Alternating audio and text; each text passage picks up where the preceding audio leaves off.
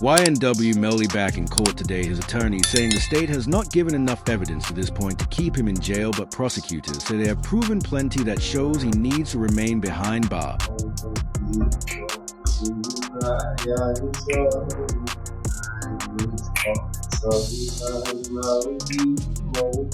The latest outburst by the judge in Melly's court case left rappers online reacting by saying this is the year we see Melly set free. The judge told the prosecutors to share why Melly shouldn't be free or is letting him out, which had Charleston White in disbelief. The YNW Melly.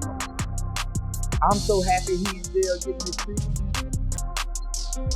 Yeah, I'm so happy he in jail getting his freedom, homie. Homie, when you take a life, homie, you ain't got a right to complain about a motherfucking thing about being mistreated. When you done chose to play, think somebody. Melly showed up in court to prepare for his trial in September, but Melly wasn't having it as he showed up looking angry without a haircut. However, his mood changed once the judge mentioned potential release from jail, reporting Melly has to make an informed decision about who he wants as his lawyers has been sitting in our jail for over 2,100 days.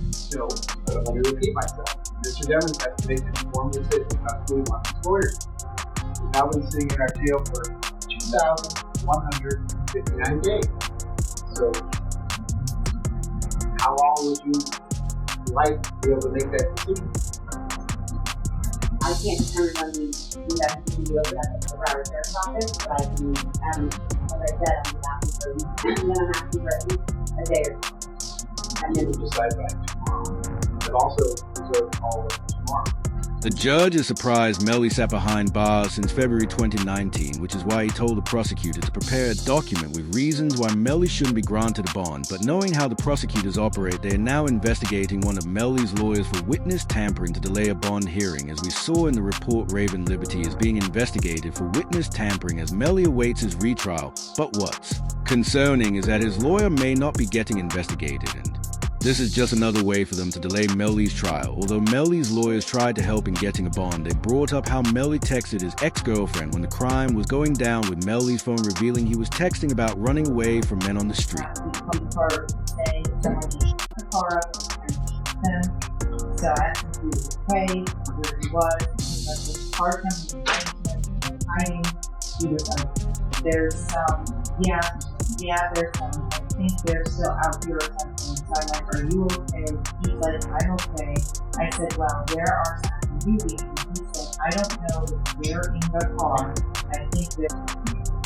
The text suggests the drive-by was real considering the way he texted as it was happening, and add further why Melly should get a bond is that they never even found the firearm. So the first thing that we have, so I can't know which are we going to use in order to replicate any of my tests. So I can't make tests for filtration because I don't know what to use. Okay.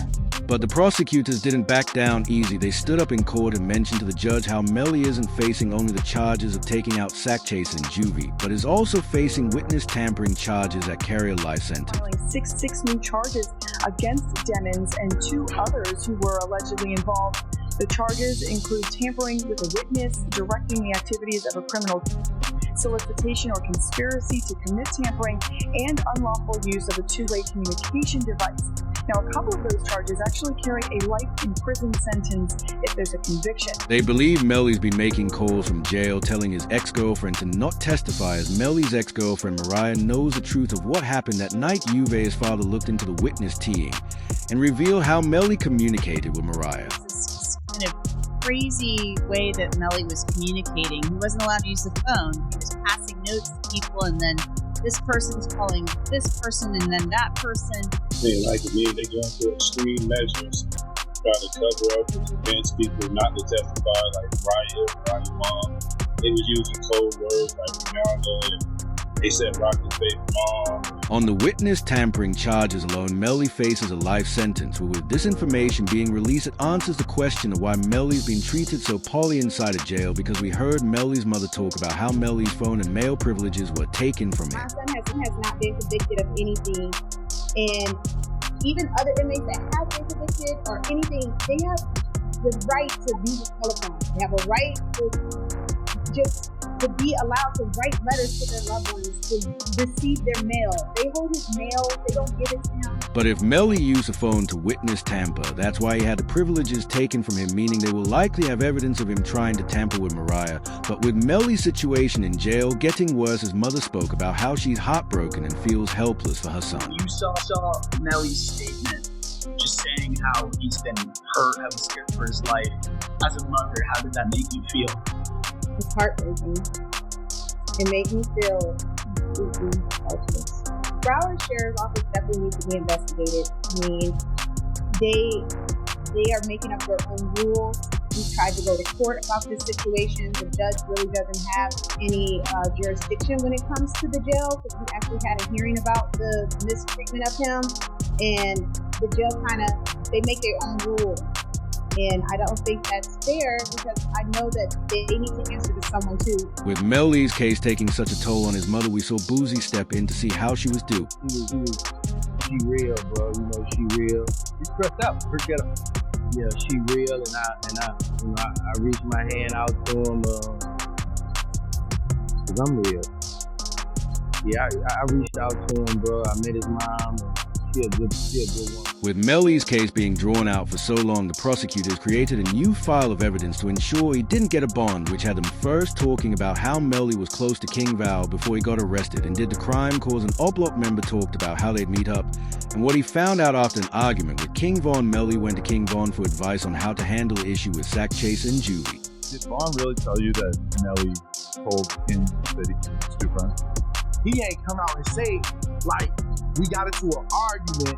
And so, you know, when people can say something without saying. And so, he told me, like, once I posted what I posted, Vern was mad at me, bro. How you put that, bro? Walk the bam. I'm like, you sit up here, like, you know the love we got. You do this for us, but you gonna trust that it's two friends? And he said, you was trying to extort him. And so I'm like, if they was trying to extort him, then why are you still around? Juvie and Sack Chaser were after Melly for money. Both Melly and Ballin brought in the majority of the revenue for the YNW business, however, Sack Chaser and Juvie wanted an equal 25% split among the group, which Melly didn't want to do considering he was doing all the work. And if you know what King Von did in the streets, you can guess the advice Von would have given Melly, as it provides a perfect motive for Melly and Bort to keep all the cash to themselves. And when the prosecutors show this evidence from Melly's phone, there's no way he will receive a bond. Again, real time asking if he was okay, and his response was, I did that, and placed a smiley face emoji. And the next message from 10/26/2018 at 16:02 from Eastern Standard Time, the YNW Melly account said what? After that, that's Adding to the evidence, the following morning after the crime, Melly and Borton are seen dancing and not looking sad whatsoever.